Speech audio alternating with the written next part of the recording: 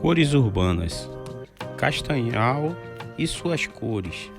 A arte urbana do grafite trata-se de uma arte acessível a todos e todas e nasce da visão sensível de cada artista, que expressa sua realidade através da sua compreensão estética acerca da nossa realidade através da prática criativa dos nossos artistas locais.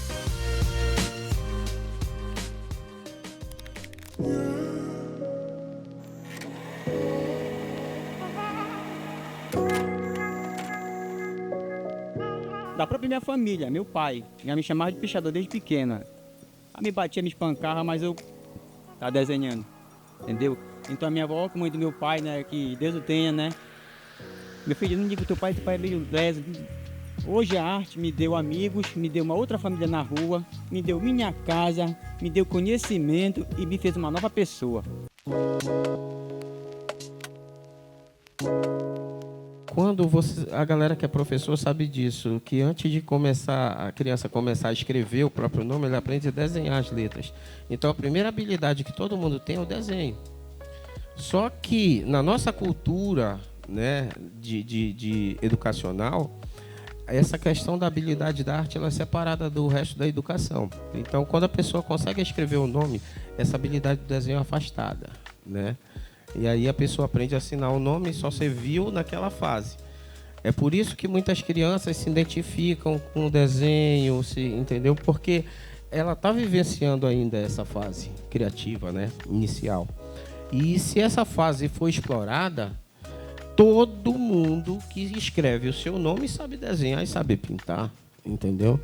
Então, é necessário que a gente tenha, quem trabalha principalmente na área da educação, tenha essa sensibilidade de permanecer com a cultura das habilidades manuais do desenho, entendeu? Como estímulo da criatividade. E isso não só como educação inclusiva, mas como a educação em si. A arte, a cultura, a gente sabe sempre que é deixada de lado, né? Sempre, se der a gente faz, como se não fosse para todos, né? Só para poucos. E eu, enquanto defensora da educação especial, inclusiva, eu digo sempre que todos nós devemos estar em todos os lugares, né? Termos acesso. E as pessoas com deficiência, então, a gente está com uma descoberta no município, né? Que são as nossas... A gente tem uma demanda bem grande de crianças com autismo, né? Crianças com transtornos, deficiências, e que eles se expressam perfeitamente pela arte e que a gente consiga abrir essas portas. Desde muito cedo eu percebi que o meu filho, ele não conseguia, por exemplo, assimilar quando eu ensinava para ele uma vogal. E a expressão dele sempre foi através de desenhos, né? Desde muito cedo a gente percebeu que ele tinha um talento assim nato. Ninguém ensinou ele a desenhar, mas ele não conseguia fazer a atividade que eu oferecia para ele relacionada às letras.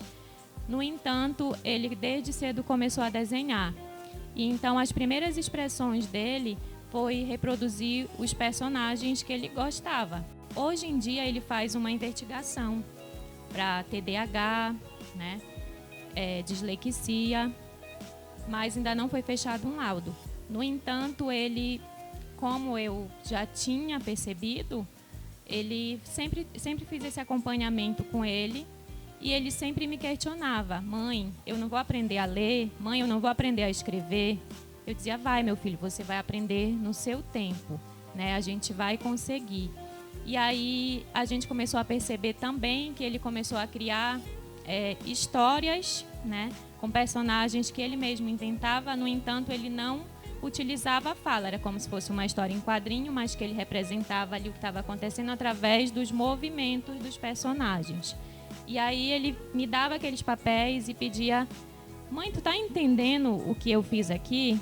Aí eu olhava para os desenhos e era como se eu contasse a história do que ele acabou de desenhar. Aí ele ficava feliz porque ele entendia que realmente ele tinha conseguido falar através da arte o que ele deveria escrever.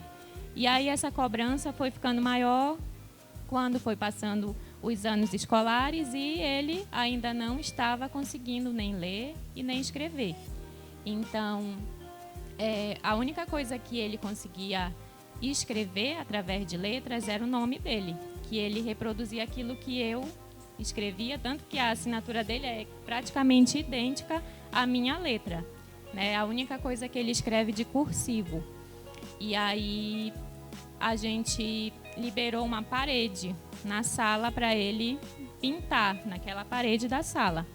E ali o que ele fez? Ele desenhou o personagem dele preferido, assim, bem grande, né? Ele pegou um pequenininho assim e desenhou ele bem grande, né? E a gente percebe que ele, aonde ele está, apesar dele não ter esse domínio de leitura e escrita, ele consegue assim envolver as outras crianças. Ele chama para ali, se ele tiver ali, vamos dizer, ali numa parte que tem areia, ele começa a rabiscar ali mesmo e ali ele já desenha e ele já se expressa, né? Escutando o relato, quando ele falou que a gente nasce, né, e a nossa primeira representação não é letras, é desenho, né? E a fala dele mexeu muito comigo, porque era isso que eu tentava mostrar, por exemplo, na minha família. Eu dizia, ele não consegue escrever, mas ele consegue se expressar. E o interessante é isso, você ainda não tem o domínio de algo, mas se você consegue se comunicar através da sua arte, né? E a gente conversando com ele assim sobre o que você quer fazer, né? E aí ele diz assim, eu já faço, eu já sou desenhista e eu quero melhorar eu quero desenhar cada vez melhor, né?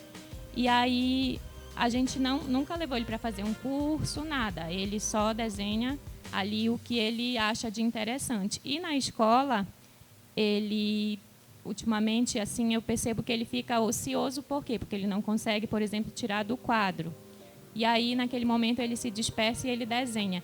E aí ele chega comigo e ele diz, mãe, eu fiz um desenho e eu dei de presente para o meu amigo.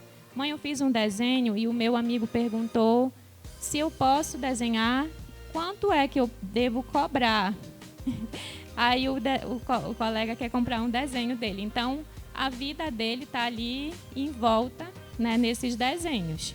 Então, quando eu escuto aqui esses depoimentos de vocês, eu consigo ver que isso não acontece só na minha casa. Quando ele fala ali com tanta paixão que o desenho é algo que te puxa, né, que você não consegue fazer outra coisa, e aí eu vejo exatamente coisas que eu vivencio dentro da minha casa e que muitas vezes não são compreendidas pelas pessoas que estão ali, né? Não, tira esse menino desse desenho, coloca ele para estudar, tu fica deixando ele desenhar e aí não alimenta a escrita dele. Se tu tivesse estimulando mais, ele já tinha conseguido.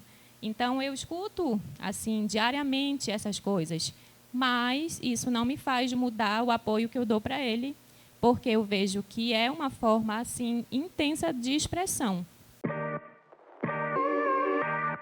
Porque na maioria das vezes a gente vê a pichação dizendo assim, poxa, aqui, vamos dizer assim, ele tentou fazer uma coisa legal e não conseguiu. Na realidade, não. A pichação ela não é para o povo. Ao contrário do grafite, ela é feita como uma conversa interna entre as gangues de pichação. Então, quando, vamos dizer assim, eles pegam um muro, então tem a disputa de quem consegue pegar um muro mais alto, quem consegue pegar uma área maior, né? Exato, quem consegue um local mais difícil, porque isso aí vai ser uma noção de respeito entre as próprias gangues deles. Já diferente de nós que trabalhamos hoje com grafite, que a nossa arte ela vem justamente para, vamos dizer assim, trazer esse benefício visual, trazer esse benefício da transformação do ambiente, onde a maioria das vezes seria de muito difícil acesso pelo preço que é para estar realizando esse material. Então, na maioria das vezes, quando tem mutirões, cada um tira do seu próprio bolso para a gente estar realizando nossas artes e tudo mais, e isso é uma coisa muito importante, né? Então, só para colocar aqui a informação, né, na nossa roda de conversa, a pichação ela vem de Roma, né? Então já é algo muito antigo e ela tem esse objetivo realmente de fazer essa lise, de quebrar, de agredir a nossa sociedade, com a intenção de realmente trazer esse grito, essa revolta, né, justamente da população que está à margem.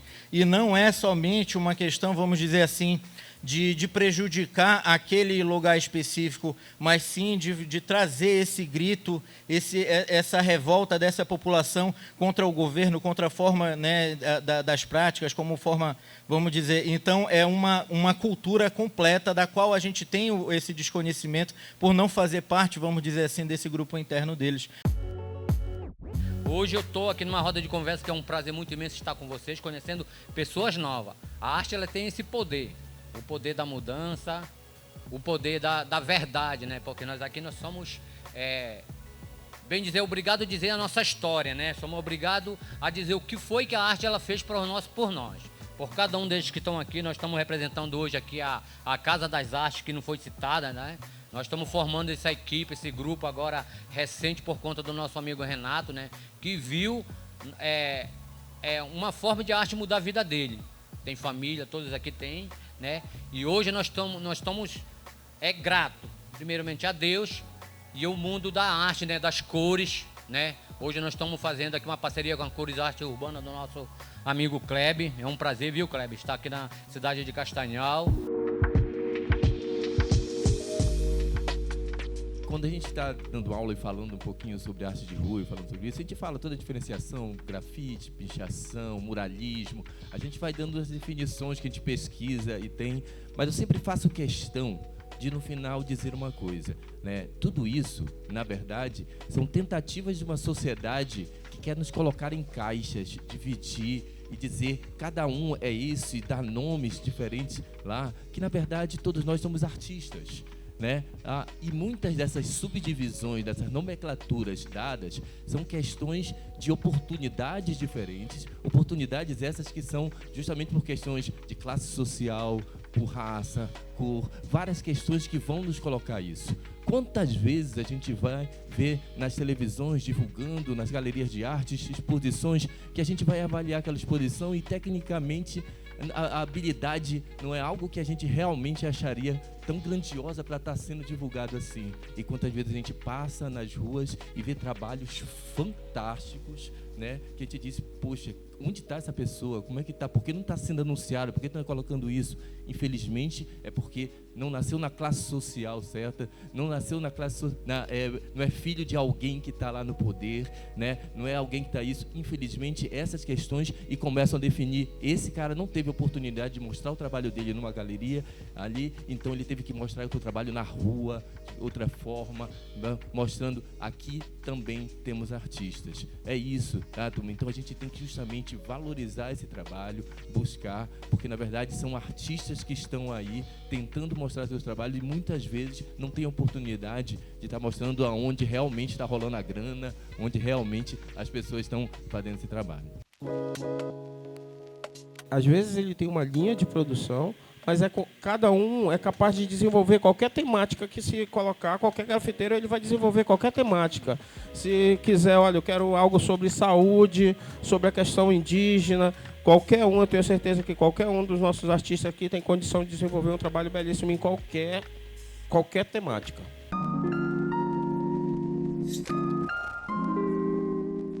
Eu vejo a diferenciação na produção da imagem, no processo criativo do artista, ela acontece sim de forma individual, né? Cada artista ele vai sim desenvolver, vamos dizer assim, aquilo que mais ferve, aquilo que mais chama ele para estar realizando. Mas isso se diferencia da capacidade técnica do artista, né? Então existem, vamos dizer assim, as ferramentas e existem os conceitos de arte. Então todas a forma de desenhar, luz e sombra, vai ser luz e sombra em qualquer lugar, perspectiva, forma, anatomia, todas as bases da arte, elas vão ser aplicadas num carvão, no chão, ou num grafite, ou numa tela, as bases vão ser iguais. O que vai diferenciar, assim como no desenho digital, que a nossa amiga também colocou, que eu também trabalho, e é uma coisa muito importante, a gente está citando também, e vem aí com um poder gigantesco, é algo que eu sou muito incluso dentro dessa coisa. Mas o que eu queria colocar? Por exemplo, então, uma coisa é eu pensar no que eu vou fazer quando é para mim. Então, cada um aqui vai escolher exatamente a mensagem que quer passar. Diferente de quando eu vou, vamos dizer assim, em algum local específico, é uma escola, aonde eu não vou escolher. Então, a pessoa diz assim, eu quero que ali tenha um parquinho, eu quero que ali tenha... Então, aí vai de nós, artistas, dominarmos a capacidade técnica e dominarmos aquela ferramenta para executar aquilo que a gente, né, vamos dizer assim, está proposto a fazer. Quando é algo autoral, aí é um pouco mais delicado, aí a gente se sensibiliza com a coisa, a gente se contamina com aquilo para poder transbordar em forma, né, da criação artística. Então, existe realmente um processo, inclusive não só um processo da ideia, mas um processo da materialização daquela ideia, que na maioria das vezes o que está na nossa cabeça é muito difícil da gente conseguir transpor, a gente atravessar isso da nossa capacidade manual para a execução do projeto, né? Então, existe essa diferenciação. Para todas as pessoas que me perguntam, para criança, qualquer um, eu falo, eu não sei, e é sério, eu não sei desenhar uma mão. Porém, aprendendo as técnicas do desenho, eu faço qualquer coisa que me der, eu faço. Mas não é tu chegar, porque existe o desenhista, que ele pega uma imagem, tipo esses aqui que estão do meu lado. Eles pegam uma imagem, olham para a imagem, chega na parede, a coisa sai naturalmente. Eu não, eu vou lá para casa, pego uma régua, aí começo a esquadrejar o desenho, com toda a minha dificuldade, mas eu faço qualquer coisa que me der. Então, dentro da linha de produção, eu faço stencil, eu faço realismo, eu faço letra, 3D, qualquer coisa eu faço. Dentro do meu limite, né, que eu vou esquadrejando, mas eu faço qualquer coisa. Então, eu vejo assim, que tem pessoas que ela fica, parece que é aleijada. Elas fazem uma coisa que a gente fala que é bomba, né, que é aquela iniciação do grafite. E o cara tá 10 anos fazendo bomba e não sai dali. Mas é muito daquele princípio que a pessoa tem dentro dela, entendeu? O que eu estou querendo passar com a minha arte? Então, aqui a gente está dentro de uma instituição, de um colégio, de um local educacional. Eu não posso chegar aqui e fazer um vandal, um bombe, dessa linha de produção. Então, assim, a gente tenta se adequar ao ambiente. Se a gente vai fazer um trabalho, por exemplo, sobre autismo, a gente já pintou no entroncamento, que era uma casa de câncer, né? Crianças que estavam com câncer. E a gente fez um trabalho joia lá, belíssimo, entendeu? Desenhando crianças.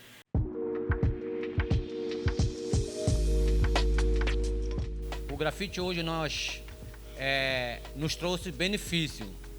Com toda essa dificuldade que ele colocou aqui, ele nos trouxe benefício. Nós conseguimos, como eu já falei antes, criar nossos filhos. Eu criei na arte. Hoje eu sou muito grato a Deus, primeiramente, né? Porque eu consegui educar os meus filhos.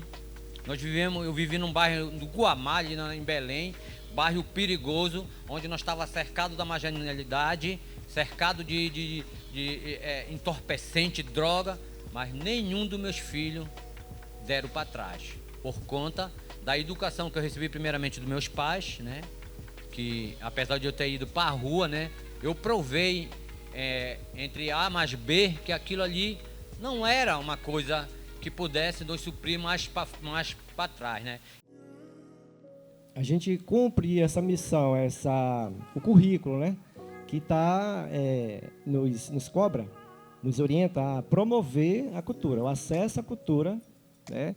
A desmistificação, a ressignificação de conceitos, a derrubada de preconceitos, né, que são ideias pré-estabelecidas e que carregam desconhecimento acerca de muitos temas. E com relação ao grafite, né, ele tem essa história, né?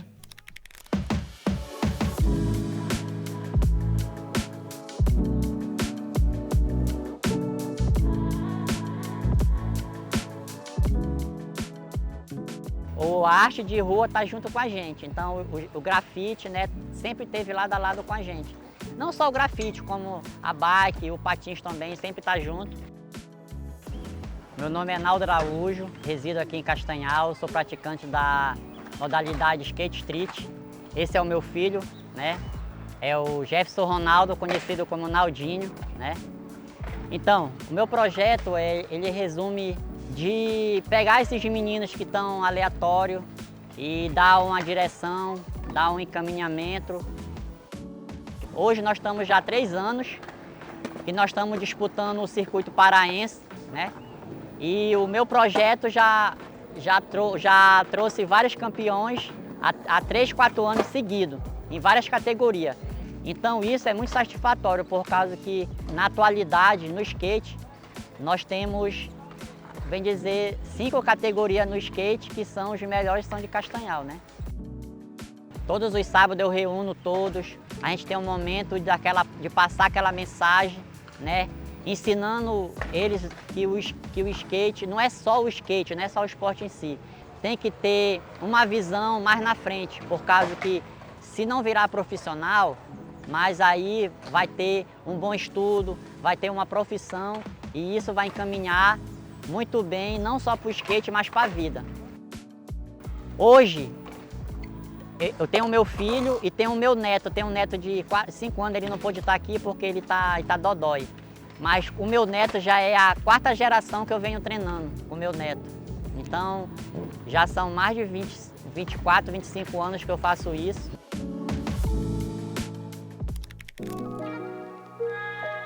Meu nome é José Augusto Luz, eu sou desenhista, autor, independente de histórias em quadrinhos.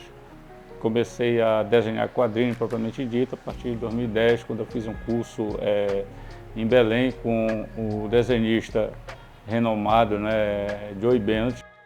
E daí para frente, após esse curso aí, eu comecei a me dedicar e apareceu o primeiro trabalho, que foi a ilustração do livro Em Tempos Cabanos, do autor Antônio Pinheiro Cabral, que foi publicado pela PAC Tatu. E também arte finalizei um trabalho para um amigo meu da Paraíba, Nanquim Retado, e o Aurélio Miguel.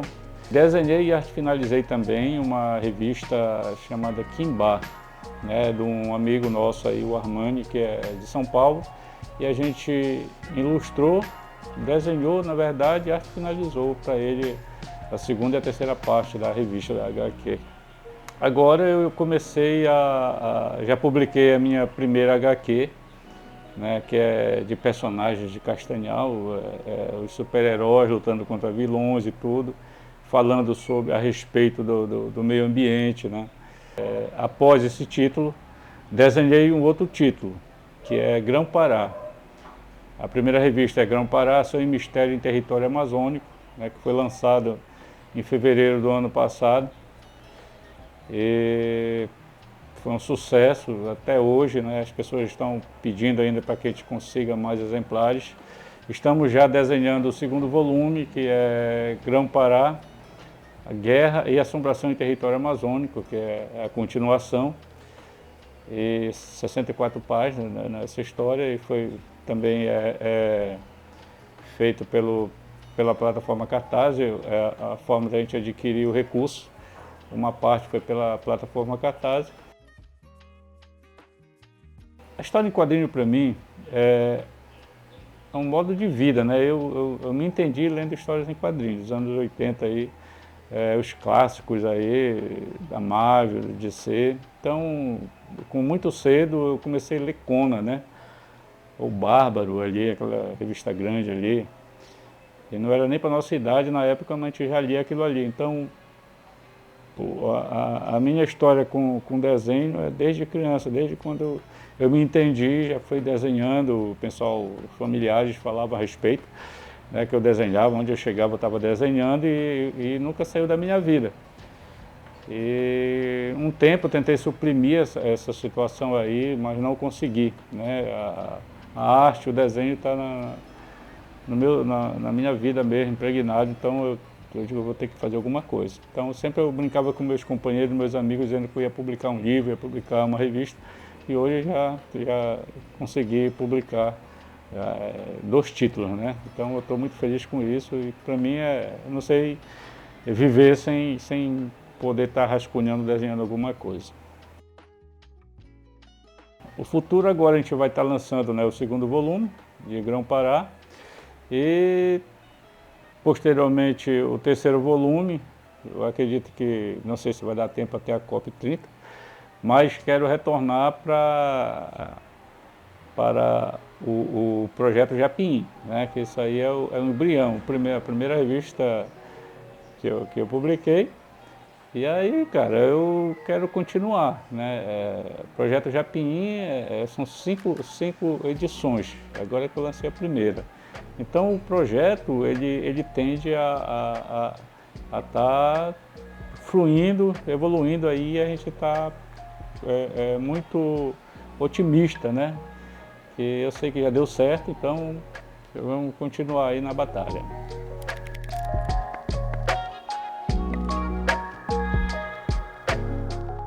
Eu sou o Marcos, conhecido como Mad Grafite, né? E estamos aí, né? Na luta. A minha vida foi assim, tá? Eu comecei pela pichação. Então, é uma coisa assim interessante a minha história, né, cara? Aí saí na madrugada, aí comprava 3 latas. Saí arriscando por aí, pichando tudo. Aí só eu vi, já vi a gente que começava a meter bala, mano. Eu já vi os caras, o negócio era feio. Aí um tempo desse foi pichar aqui no 28, aqui os caras, cheguei lá, o cara, lá que eu vi já veio mesmo com sangue no olho, moleque. Pá! A bala passou perto do ouvido, assim, tá doido, moleque, chega arrepiou. O que eu tô fazendo, moleque? Riscando minha vida, chega a bala passou mesmo.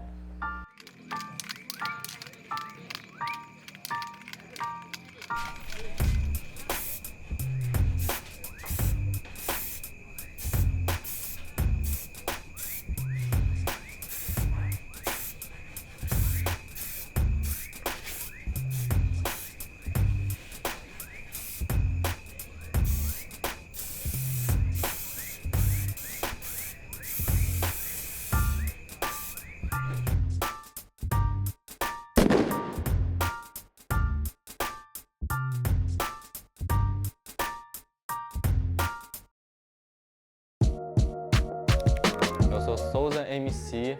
Eu comecei fazendo batalha no quintal de casa, assistindo batalhas que aconteciam do Rio de Janeiro, de São Paulo. Fui me inspirando, acabei me apaixonando por produção musical, procurava outros artistas para umas vozes, para estudar em cima das vozes desses artistas. Os jovens estão aí sempre tentando a melhora. Só que o mundo, hoje em dia, traz muitas coisas boas, também muitas coisas ruins. A Noa começou a perguntar o primeiro de vários grafites. Ele mora bem aqui, assim, né? Queria que tu fosse lá pra ver o trabalho dele. Ah, pode Não, mas ele mora bem aqui. Aí eu queria te perguntar a ele, conhecer o trabalho dele.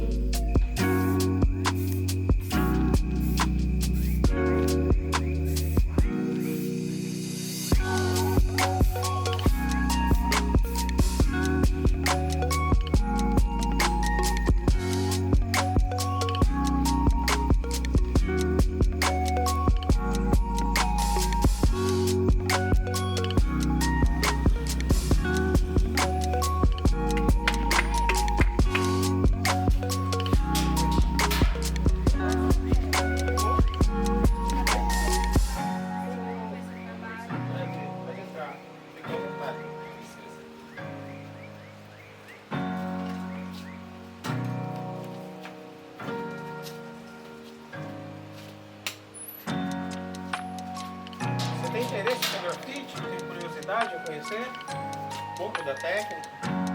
Mais um pouco da técnica, eu faço grafite.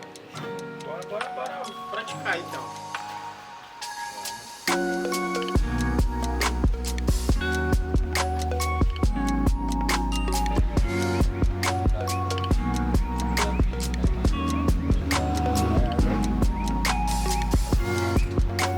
Cara, o grafite a gente tem como base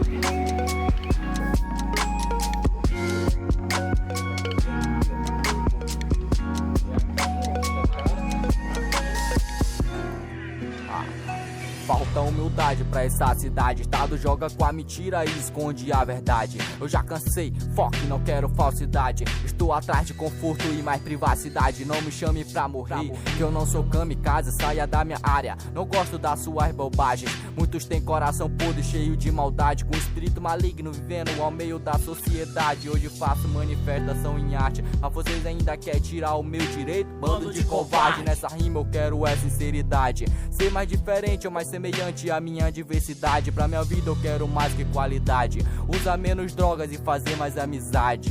MC falso, só querem hype, dinheiro e fama. Isso tudo é viagem. A oportunidade, às vezes, não vem assim do nada, entendeu? O que eu falo agora é para nós se juntar nesse movimento e com força total aí. Eu penso assim, aperfeiçoar cada vez mais, né? Porque na equipe que eu tô, tem muito cara bom. E eu tô pegando muito conhecimento lá. Eu quero pegar também conhecimento, especial aquele pessoal que veio para Belém, de Belém, né? Casa das Artes. Então o cara vai adquirindo conhecimento com eles. Eu tenho um pensamento assim que eu não quero ser melhor do que ninguém, né? A humildade vai pegando as manhas com os outros, vai evoluindo. E eu penso no futuro, né? Uma pessoa assim, reconhecida, bacana. Viver da arte mesmo, uma coisa que o cara ama, né? Apaixonado. É isso que o desejo que eu quero, né? É muito bom, cara. Esse que é minha perspectiva, o futuro, né? Viver da arte, ir para outros lugares, até outro país, né?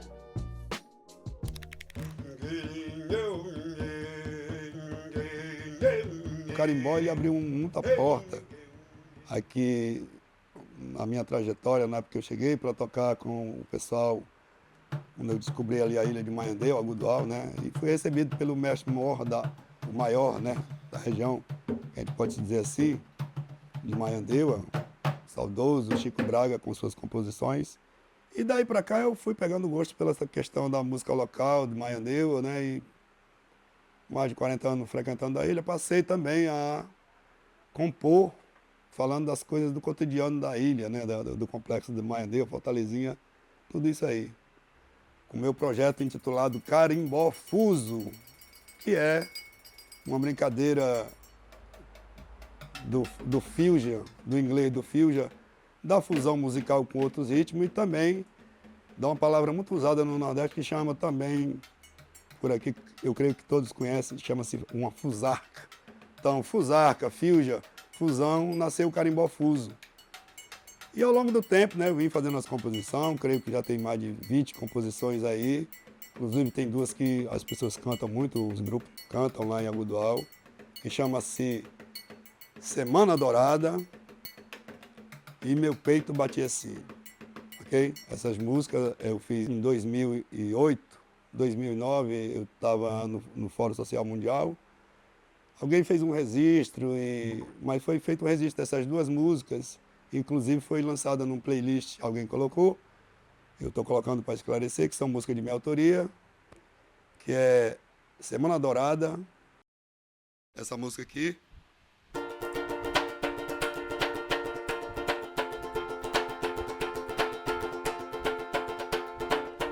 Eu cheguei em Agudoal pra passar uma temporada. Era Semana Santa, tinha safra de dourada. Eu cheguei em Agudoal pra passar uma temporada. Eu cheguei de canoa, sentado na proa da beira da praia, se ver crispim. Com a minha pescada, canoa quebrada, eu cantei assim. Eu cheguei de canoa, sentado na proa da beira da praia, se ver crispim. Com a minha pescada, canoa quebrada, eu cantei assim. Marapani, Marapani. Ao chegar nessa terra, meu peito batia fazendo assim. Marapani, Marapani. Ao chegar nessa terra, meu peito batia fazendo assim.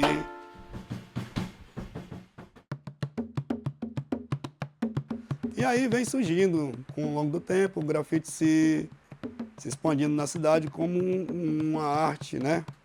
Que ela já existe há muitos anos. Ela vem dessa cultura hip hop que vem da América, proveniente dos Estados Unidos, dos guetos, do Harlem, do Brooklyn. E ela chega a São Paulo, chega em Belém com muita força, né? Hoje tem muita gente representando o grafite de alto nível, né? Eu continuo participando aqui com um projeto dos amigos que às vezes soma, que vem de Belém, vem de outro município, faz um mutirão, todo mundo se banca.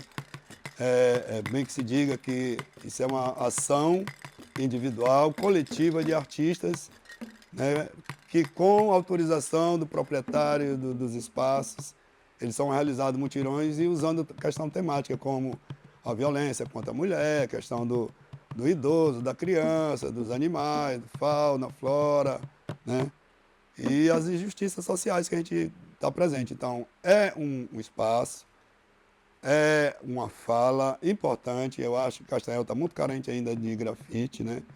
E de música na praça. Esses projetos, eles caminham juntos e ele tem que sempre acontecer em bairros, né? Porque hoje em dia, eu, como criança, eu vou falar a minha experiência, era muito fácil, através de um pincel e tinta e um instrumento musical, eu estar em local de destaque, onde a própria instituição que faz a segurança está ali para proteger o artista e não perseguir o artista quando ele está fazendo um desenho no local que não foi autorizado, entendeu? Ou seja, essa época ela já, vamos dizer que ficou para trás. Hoje o grafiteiro, que antes era o pichador, ele se aprimorou através de técnica de encontro, de bate-papo e conhecimento. Tem o projeto Cores Urbanas também, que o Instituto Labor e Arte aqui do nosso amigo, que vem puxando os projetos junto com outros aqui, o Kleber, né? Então, tem que falar essas pessoas. E é isso. Eu tenho para falar um pouco a mais, mas a gente tem muita coisa ainda que mudar no nosso município. E um caminho que eu te digo e aconselho é a arte, né? Então, é muito bom você passar num local que antes não tem vida e você vê um mural trabalhado com a temática, onde tem a reflexão, e onde as crianças que passam na escola cotidianamente apreciam essa arte e lá na frente eles acabam aprendendo e ganhando dinheiro com isso, até se empregando, né? É um caminho que eu aconselho qualquer criança, em vez de estar aí hoje, né, no celular, perdendo tempo, porque o celular também é uma fonte de pesquisa muito rica, mas a bola, as brincadeiras de rua, a música, a batucada, isso não tem preço. Eu acredito que é uma mudança social relevante para qualquer município, para qualquer lugar, para qualquer família, para qualquer classe. As artes não é vista como profissão. O profissional que trabalha com arte, a ideia que a grande maioria tem é que ele faz aquilo porque ele gosta de desenhar, não tem o que fazer, acha que tem um tempo livre. Quando chama o profissional para fazer um trabalho, quer que faça de graça, porque ele deve fazer isso porque ele gosta só, entendeu? É um hobby. Que hobby, cara? Quem não tem, né, tem arte como sustento vai estar fazendo isso. O hobby é para quem é rico, tá ali de boa e tem tempo livre para fazer outra coisa. O artista, ele vive disso, né? Ele vive disso, é profissão. Então não tem essa história de hobby, de nada, não, é trampo mesmo. Por isso que o nome da usina cultural é Labor e Arte. Labor relativo a trabalho e arte, entendeu? É o trabalho e arte, que isso é a nossa vida, é o nosso, né, nossa labuta diária. Com base no hip hop, o grafite traduz a força criativa da periferia como ferramenta de inclusão social e enfrentamento às desigualdades, através de uma linguagem das artes visuais, da qual a juventude periférica se utiliza para manifestar suas opiniões e anseios de melhoria na qualidade de vida. É na periferia que nasce o som, é na raiz que brota a inspiração. Afro-amazônico, coração pulsante, usina cultural, nossa missão. Na periferia eu cresci, veio da terra, sou fruto daqui. Cultura ancestral, força quilombola, aqui é onde eu me encontrei. Usina cultural, labor e arte, 4 pilares pra transformar: educação, esporte, meio ambiente.